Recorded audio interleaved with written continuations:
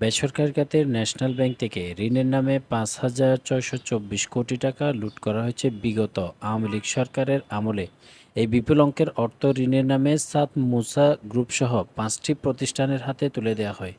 এই ঋণের ক্ষেত্রে কোনো ধরনের যাচাই-বাছাই ঋণের সিআইবি রিপোর্ট দেখা হয়নি, এমনকি ঋণের বিপরীতে প্রয়োজনীয় ব্যাংক গ্যারান্টিও নেওয়া হয়নি। কোনো খাতে এই ঋণ বিনিয়োগ করা হলে তার কোনো ঘোষণাপত্র তথ্য নেই ঋণ দিতে। সংশ্লিষ্টরা বলছেন, এই যেন কাগজে কলমে ব্যাংক ডাকাতির ঘটনা। সাদ মুসা সহ যে প্রতিষ্ঠান ঋণের নামে ব্যাংকের অর্থ নিয়ে গেছে তারা এখন লাপাত্তা। এমন অবস্থায় এত বড় ঋণ জালিয়াতি ও অর্থ লুটের ঘটনা ব্যাংকের বর্তমান পর্ষদের নজরে এলে সাদ মুসা গ্রুপ সহ ৫ প্রতিষ্ঠানকে ইচ্ছাকৃত ঋণ খেলাপি ঘোষণা করা হয়।